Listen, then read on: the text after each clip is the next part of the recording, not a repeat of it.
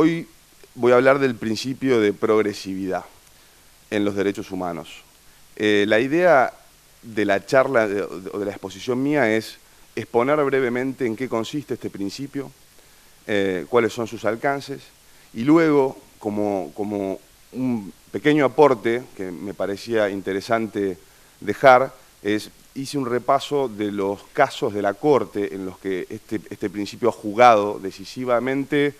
o no, pero ha jugado para la declaración de inconstitucionalidad de leyes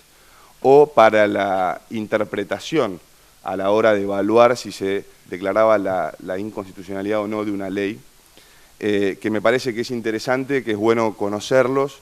y luego poder cada uno hacer la propia valoración y crítica de lo que allí se ha decidido. Entonces, en lo que refiere a la primera de las partes,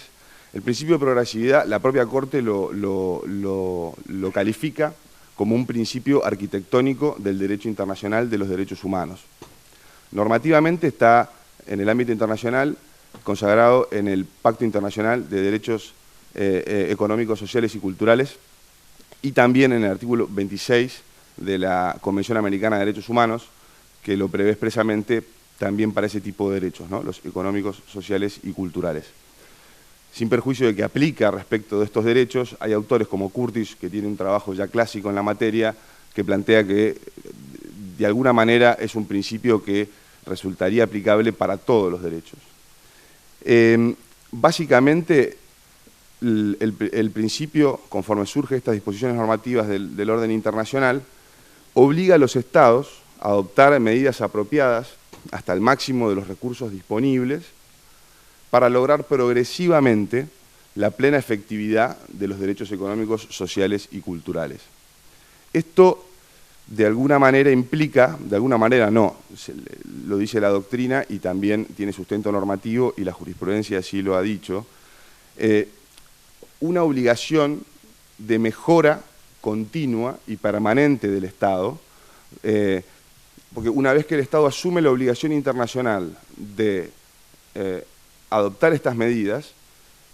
para el titular de los derechos implica una garantía de mantenimiento. El nivel de goce de esos derechos que está vigente hoy al momento de asumir esa obligación se mantiene. Pero a su vez el Estado asume la obligación de establecer reglamentaciones que permitan elevar el nivel de goce y ejercicio de esos derechos y reconocer a aquellos que no estén reconocidos o no tengan un nivel mínimo de protección en el sistema jurídico nacional del Estado que se trate. Entonces, esta obligación tiene simultáneamente una prohibición correlativa. ¿Y esta prohibición correlativa cuál es? Es la denominada prohibición de regresividad. Cuando uno habla del principio de progresividad, se lo menciona en general como el principio de progresividad y de no regresión o expresiones similares. ¿Pero qué significa esto? Esto significa que así como el Estado tiene la obligación de hacia adelante adoptar medidas que tengan como por objeto ampliar el nivel de goce de estos derechos, tiene la correlativa obligación de no adoptar medidas que reduzcan el nivel de goce de estos derechos o establezcan condiciones para su ejercicio que limiten el nivel, el alcance o el ámbito válido de ejercicio que ya está reconocido para esos derechos. Estas medidas se las denomina medidas regresivas. Las medidas regresivas, según las observaciones del Comité de Derechos Económicos, Sociales y Culturales, tienen una suerte de presunción de que contradicen las disposiciones del Pacto Internacional, en el sentido de que el Estado debe justificar plenamente esas restricciones, que son deliberadamente regresivas, y que ponerlas en el contexto del resto de los derechos. Una medida que restringe un determinado derecho o limita el ejercicio de un determinado derecho tiene que poder justificarse en el sentido de que implica un beneficio para el resto de los derechos en términos generales considerados globalmente. Pero además, de alguna manera exige que el Estado acredite, incluso en situaciones digamos, que son propias de nuestra región, de crisis económicas, donde los recursos escasean. El pacto habla de hasta el máximo de los recursos disponibles. Bueno, el comité también ha aclarado que esto significa que si el Estado no tiene suficientes fondos porque está atravesando una crisis,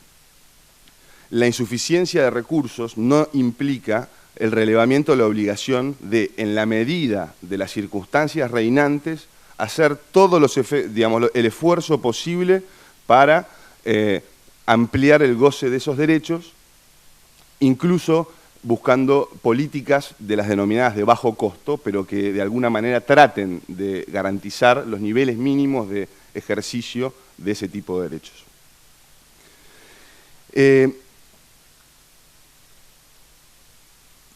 Curtis, el autor que citaba anteriormente, él también menciona que de alguna manera este principio y la correlativa prohibición de regresividad es complementario del control de razonabilidad, ¿no? En el sentido de que sostiene que, además de ser razonables estas medidas, además de que tienen que ser adecuadas para lograr el fin o la política pública buscada, además de que deberían ser las menos restrictivas de todas aquellas igualmente idóneas para lograr ese resultado, y además de que deben ser proporcional entre los costos y los beneficios y no afectar el contenido esencial del derecho regulado, y esto es una explicación sintética del principio de razonabilidad y sus subprincipios, lo que sostiene este autor es que, bueno, además de ser razonables, estas medidas no deben ser regresivas. Y el análisis de las medidas claramente regresivas tiene que ser un escrutinio más duro, más difícil, en el que debe analizarse más cuidadosamente al estudiar o al evaluar la constitucionalidad de la medida o la validez de acuerdo al pacto, la convencionalidad. Me gusta hablar de constitucionalidad, aunque se haga control de convencionalidad en el ámbito interno, con un grado de rigor mayor que el resto, que en situaciones normales. Y esto ha sido receptado por la Corte, como les voy a mencionar ahora en los casos estos que pude relevar. Ejemplos. El caso Aquino, el famoso caso Aquino del año 2004, no sé si recuerdan, referido a la constitucionalidad de una disposición de la Ley de Riesgos del Trabajo, que establecía la limitación de la responsabilidad. En realidad, eximía la responsabilidad civil en función de las prestaciones que establecía en la ley, eximida de la responsabilidad civil a los empleadores respecto de los trabajadores. Y en el caso este trabajador había sufrido una lesión que le había causado una incapacidad del 100%, entiendo que había caído de un techo de chapa de 10 metros, y se planteó, lo que planteó fue la obtención de una indemnización integral que comprendiera no solo los daños materiales, sino también aquellos referidos a lo psíquico y lo moral, entre otros. Una reparación integral. La Corte, al confirmar la sentencia de la Cámara que así había hecho lugar a la pretensión, sostuvo que precisamente la disposición del artículo 39.1 de la Ley de Responsabilidad, de la Ley de Riesgo del Trabajo, era una medida regresiva, en tanto el principio de reparación integral tiene raigambre de alguna manera constitucional y había estado consagrado en las leyes previas. Entonces, en este caso es el voto de Zaffaroni y Petracchi,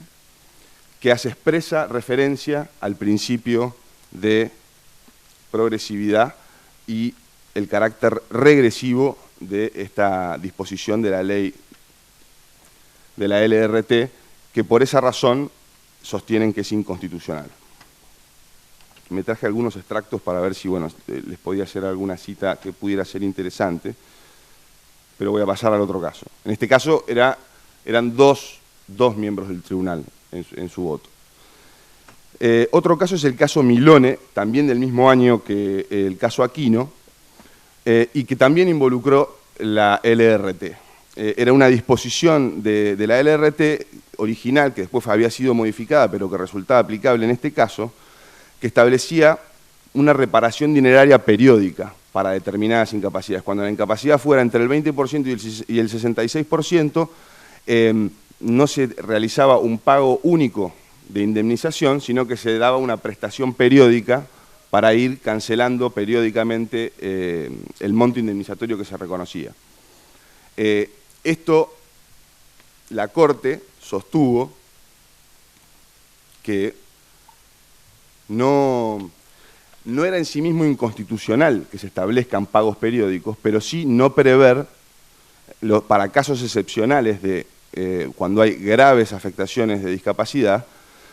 la posibilidad de tener un pago único, porque las digamos, necesidades urgentes que tiene una persona en esas situaciones no las puede cubrir con la prestación periódica. Y en este sentido aplicó también el principio de progresividad y no regresión.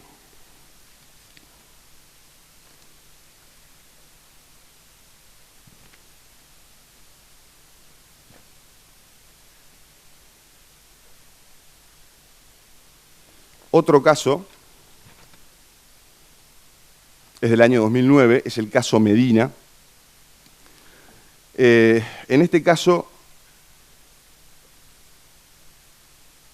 también estuvo involucrada la LRT y en concreto la disposición que digamos, excluía entre los beneficiarios digamos, a los progenitores, ¿no? Y esa exclusión también fue juzgada por la Corte como contraria al principio de progresividad. Obviamente que en estos casos también juega un rol preponderante los derechos de los trabajadores en juego, pero se utiliza en la argumentación, a los efectos de la declaración de inconstitucionalidad, el principio de progresividad con invocación expresa del Pacto Internacional. Y también, y esto es un dato relevante que creo que hay que tener en cuenta, el artículo 75, inciso 23 de la Constitución, que uno a veces no lo tiene tan presente, pero que en el fondo la Corte lo presenta como la ratificación a nivel nacional de este principio de progresividad. No sé si recuerdan exactamente qué dice, pero digamos, dice básicamente que le compete al Congreso legislar y promover medidas de acción positiva que garanticen la igualdad real de trato y oportunidades, y a su vez, y esto es lo que acá se conecta con el principio de progresividad, el pleno goce y ejercicio de los derechos que reconoce la Constitución y los tratados. Esto lo dice el artículo 75, inciso 23 de la Constitución Nacional. Y en la parte final, en especial, hace referencia a los derechos de los niños, a los derechos de los ancianos, a los derechos de... Exactamente. Pero en realidad está formulado en términos amplios, y esto lo destaca la Corte en estos casos que estoy mencionando, en el sentido de que ratifica la vigencia del principio de progresividad y no está exclusivamente referido a esas personas más vulnerables a las que hace referencia la norma. Otro caso es el caso Benedetti del año 2008, en donde lo que se discutía básicamente era una señora que era la beneficiaria de la pensión, bajo la forma de una renta vitalicia en dólares, solicitaba el cobro en la moneda en la que estaba prevista, en dólares, en la que se había convenido con la aseguradora. Lógicamente, las leyes de emergencia establecían la especificación y le resultaban aplicables a las aseguradoras, y se planteó entonces la inconstitucionalidad, ¿no?, del 214 básicamente, y de las resoluciones de la Superintendencia de Seguros vinculadas con la renta vitalicia, y haciendo referencia obviamente al derecho, a los derechos reconocidos en el artículo 14 bis de la Constitución, al carácter alimentario de los saberes jubilatorios y demás, la Corte también invoca el principio de progresividad y no regresión para justificar la declaración de inconstitucionalidad, ¿no?, de la aplicación de las normas en materia de especificación a la renta vitalicia en dólares de esta señora. Y aquí sí les voy a leer textualmente un párrafo donde hace referencia a esto que yo les decía del artículo 75, inciso 23, porque dice: así es inocultable que las normas que alteran las condiciones pactadas se han desinteresado de la concreta realidad sobre la que deben actuar, a la par que han desvirtuado lo establecido en el artículo 65, inciso 23, norma que asienta el principio de no regresión en materia de derechos fundamentales. Así lo preceptúa también, y así hace referencia al principio de progresividad del artículo 2.1 del Pacto Internacional, pero la solución la funda normativamente, incluso primero en la mención, en el artículo 75, inciso 23 de la Constitución Nacional. El otro caso es del año 2009, y es el caso Arcuri, y también aquí la particularidad era que el régimen aplicable a la pensión de la actora, en función de la fecha de fallecimiento del causante, no permitía reconocerle el haber, por los años no le daban. Y sí, bajo el nuevo régimen del Sistema Integrado de Jubilaciones y Pensiones, existía la posibilidad de que no fuese un trabajador activo, pero se lo considerara aportante regular o irregular, y en función de eso pudiera acceder al beneficio. La Corte hace una interpretación interesante porque lo que sostiene, justamente sobre la base del principio de progresividad, lo que sostiene es la regla en función de la cual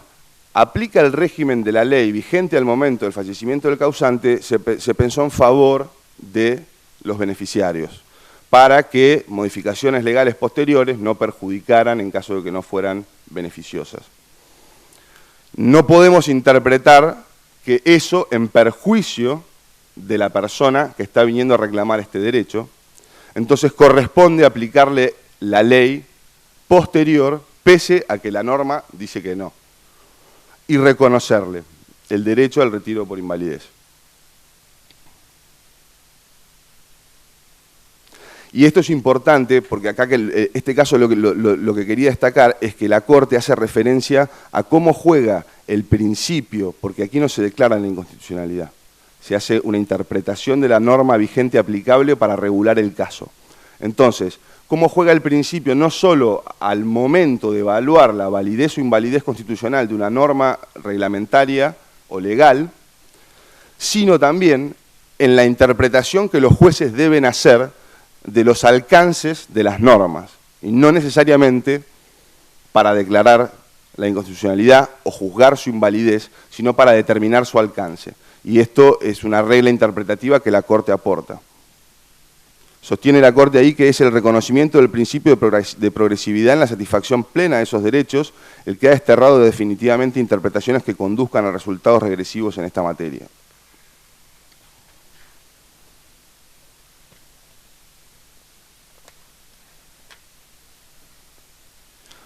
Otro caso donde jugó el principio de progresividad y que todos lo deben conocer es el caso Quispe, el fallado en el año 2012, que es el caso de esta señora que estaba en situación de calle y tenía un hijo discapacitado con una encefalopatía grave y que estaba en una situación, era un caso realmente extremo, ¿no? Y allí el principio de progresividad, digamos, estuvo en el elenco de fundamentos y principios constitucionales que utilizó la Corte para resolver ese caso, que fueron muchos, porque ahí estaba en juego la Convención de los Derechos del Niño, estaba en juego las normas internacionales en materia de discapacidad,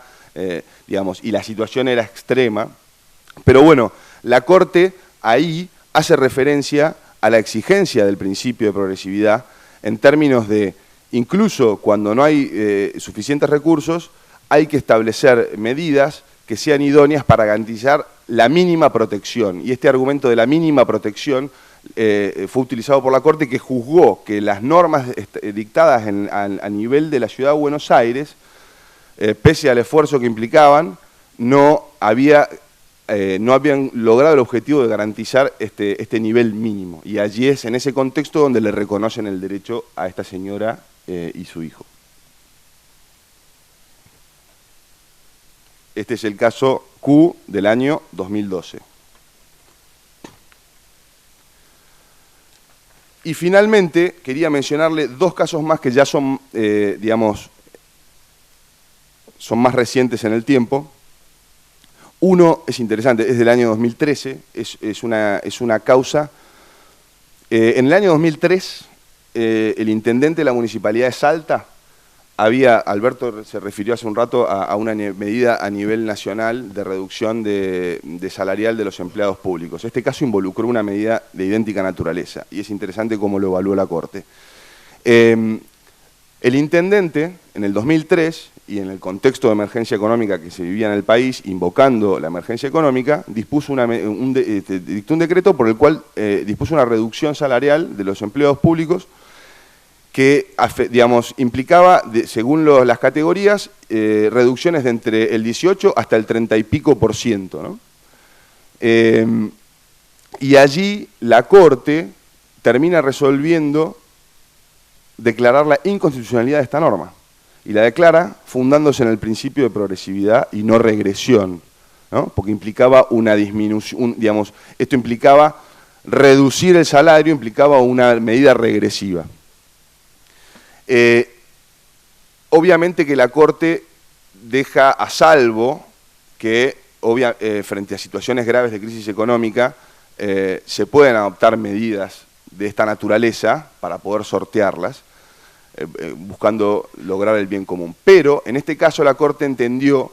que se había ido más allá, que se habían perforado los límites mínimos. ¿Y por qué sostuvo esto y cuál fue el dato, digamos, concreto que la Corte mencionó para sostener esta conclusión?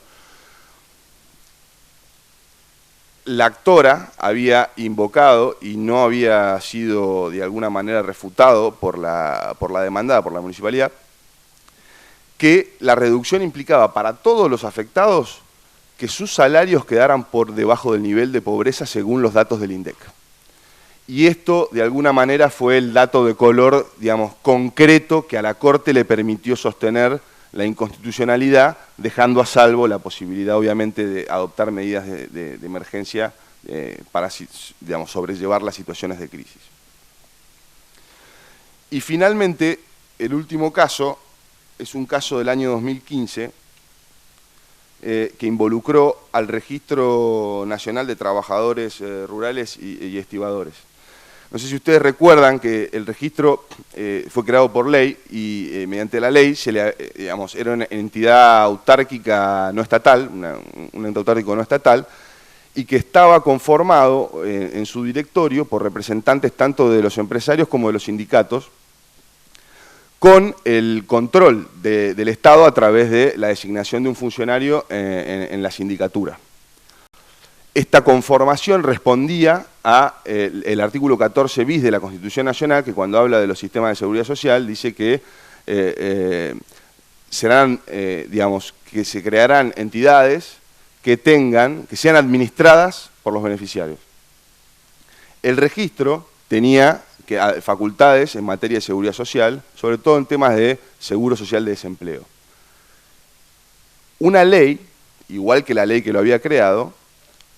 modificó la creación y, digamos, eliminó el ente